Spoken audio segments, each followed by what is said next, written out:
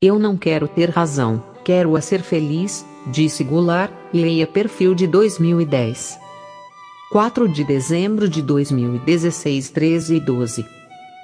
Ano em que completou 80 anos, 2010 foi um capítulo marcante na vida de Ferreira Goulart. Lançou 2 livros, o primeiro de poesia em 11 anos e outro de colagens, uma peça de teatro, fez um inesquecível discurso na Flip e venceu o principal prêmio de literatura em língua portuguesa, o Camões. Nessa época, Humberto Werneck foi a seu encontro, no Rio, para um perfil publicado na revista Serafina, da Folha.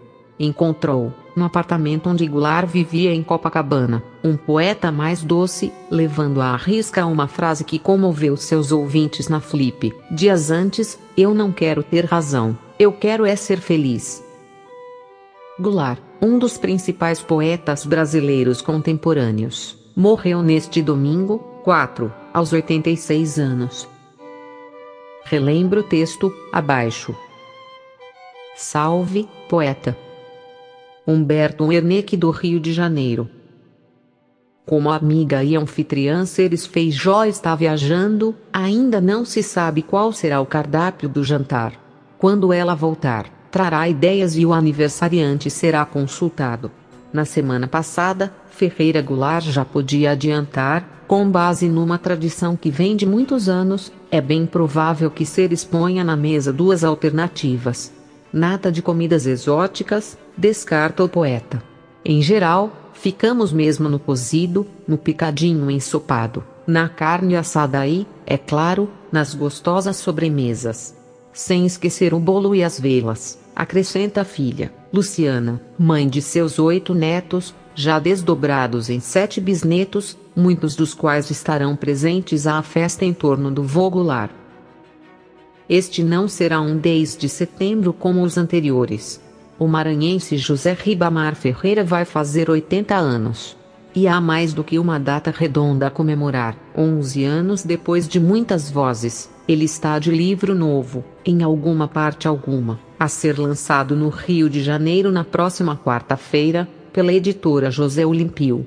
Sai também o título Zoologia Bizarra, pela Casa da Palavra, com reproduções das colagens que Goulart, sem pretensões a artista plástico, vem criando intermitentemente. Por fim, prepara-se para estrear em São Paulo, ainda sem data definida, a primeira montagem do monólogo O Homem como Invenção de Si Mesmo, para a qual foi convidado Osmar Prado, 63, que interpretou Getúlio Vargas no longa-metragem Olga e Tião Galinha na novela Renascer. Festança é o que não falta, portanto, neste ano já marcado pela conquista, em maio, do maior galardão da literatura em língua portuguesa, o Prêmio Camões, que se fez acompanhar de um simpático cheque de 100 mil euros. Para não falar da acolhida apoteótica que Goulart teve na Festa Literária Internacional de Paraty no começo deste mês, quando foi aplaudido de pé na apinhada tenda dos autores. Tido por muitos como o mais importante poeta brasileiro em atividade, Ferreira Goulart só pode estar gostando de tudo isso, embora não veja significação especial em ter chegado aos 80. O fato é que estou um ano mais velho, diz com bom humor.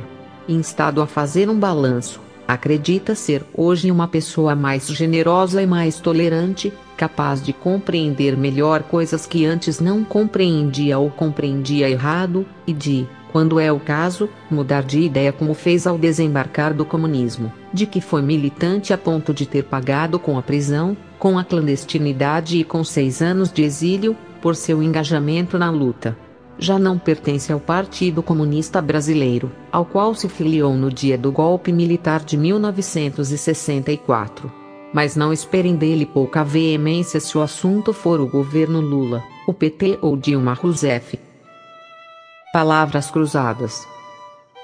Em outras frentes, porém, Goulart dá a impressão de ter se adoçado. Mais de meio século depois da cisão do movimento da poesia concreta, do qual chegou a participar com os poetas paulistas Décio Pignatari, Augusto de Campos e Haroldo de Campos, ele não se inflama ao rememorar aquele capítulo. Mas faz questão de lembrar que a briga foi provocada por eles.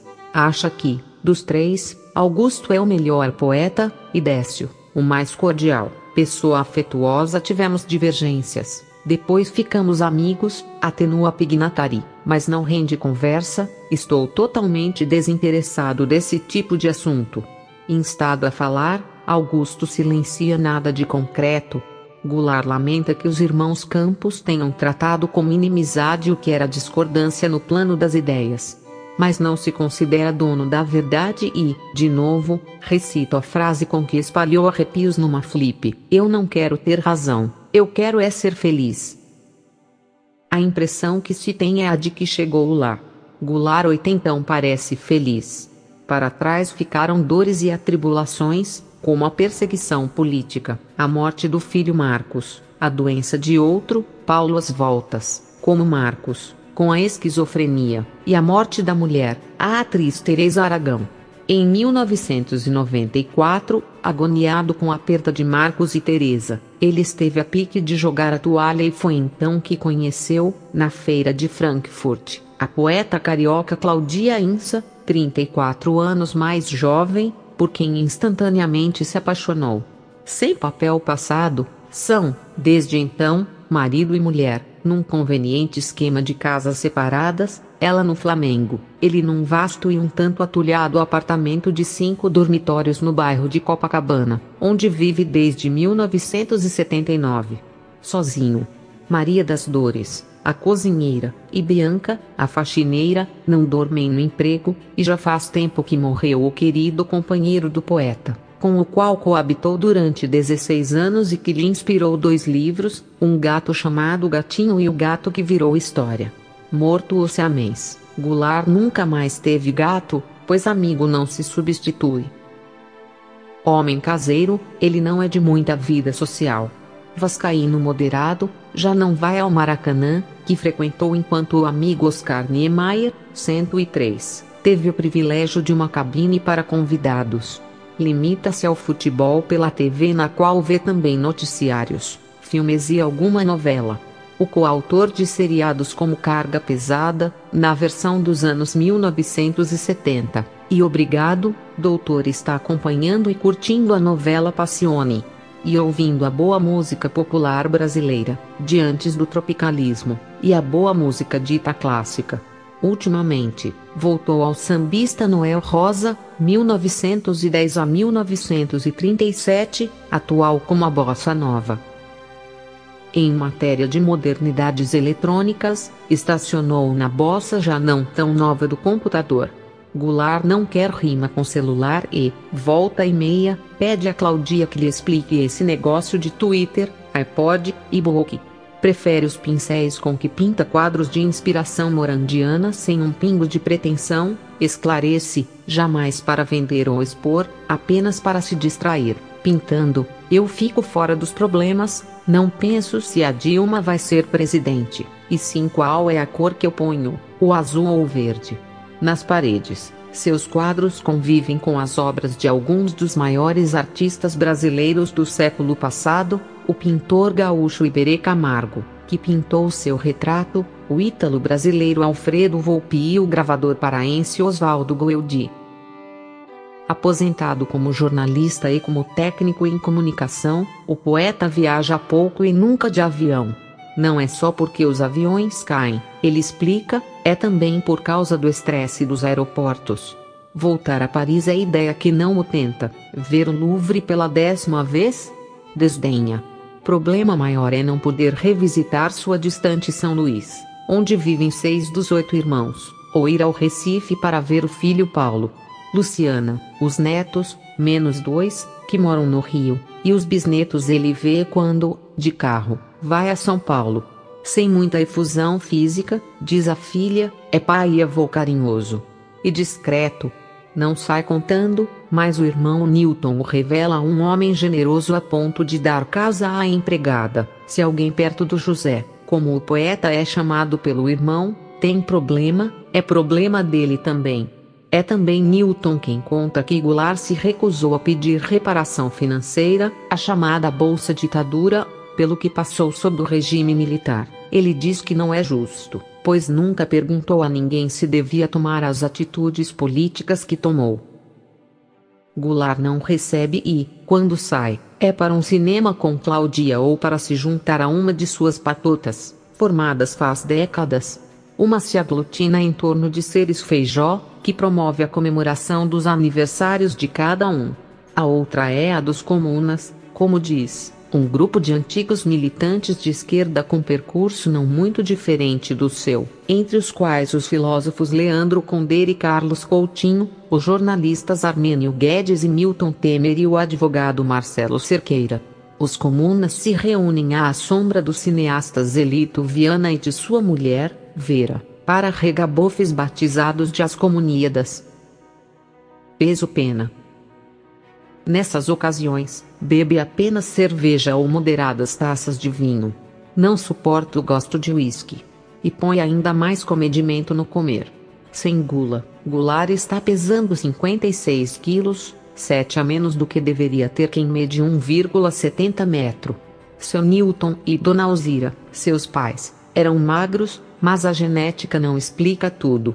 Na juventude, para driblar uma gastrite, habituou-se a comer pouco. Curado, manteve a dieta. Algum tempo atrás, no check-up anual, a médica achou tão bons os seus exames que lhe perguntou o que comia. Eu não como, riu Goulart. É quase isso. De tanto vê-lo pedir para embrulhar metade do espaguete com camarões no La Trattoria, restaurante em Copacabana aonde vão frequentemente, Claudia o apelidou de meia porção. Em casa, come basicamente a boia maranhense que ensinou Maria das Dores a fazer ensopado com quiabo, carne assada com molho ferrugem, feijão com arroz, carne seca. De manhã, como no poema de Manuel Bandeira, prepara ele mesmo o seu café. O poeta tem lá seus talentos culinários.